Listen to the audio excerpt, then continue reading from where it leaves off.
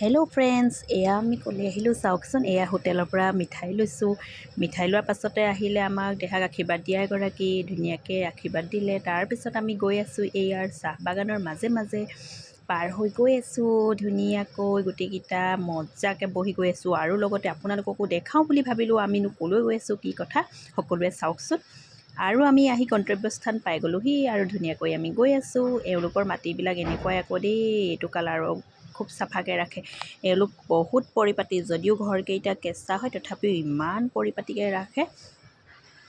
এয়া ধুনীয়াকৈ আমি যিহেতু পাই গ'লোহি আৰু কথা বতৰা পাতি আছোঁ সকলোৰে লগত। বহুদিনৰ মূৰত যোৱা হৈছে। আমি গৈছিলোঁ গেলেকী আঠখেল আৰু আমাক তাৰ পাছতে চাহ খাবলৈ নিমন্ত্ৰণ জনালে আৰু আমি ধুনীয়াকৈ চাহ খোৱাত ব্যস্ত। চাহ খোৱাৰ লগতে আমি কথা বতৰা পাতি আছোঁ সকলোৰে লগত।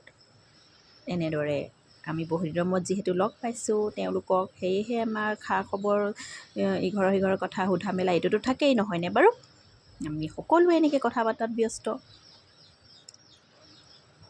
তাৰ মাজতে আকৌ আমাৰ নতুন কেঁচুৱা চোৱাৰ পৰ্ব আৰম্ভ হৈ গ'ল। এয়া কেঁচুৱাক ধুনীয়াকৈ লৈছোঁ। এই যে নাড়ীটো দেখিছে ন, ইয়াৰ কিবা এটা হ'ল।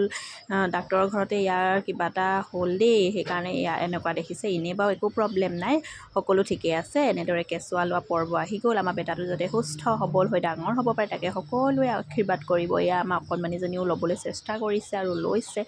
এনেদৰে লৈ মেলি আমি সকলোৰে লগত কথা বতৰা আকৌ পতাত ব্যস্ত হৈ গ'লোঁ।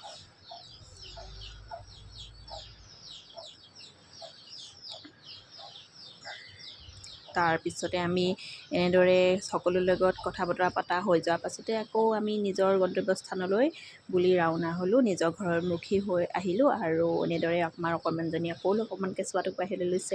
এনেকৈ লৈছে, চাইছে, মেলিছে। এনেদৰে কৰোঁতে মেলোঁতে আমাৰ ঘৰলৈ আহিবলৈ সময় হৈ গ'ল আৰু সকলোকে আমি সেয়া সকলোৰে লগত এনেকৈ ধেমালি চুপতি কথা পাতি বাৰু ভালেই লাগিল। আজিৰ দিনটো এনেদৰে পাৰ হ'ল আৰু সকলোকে মোৰ ভিডিঅ'টোৰ পৰা মৰম যাচিছোঁ।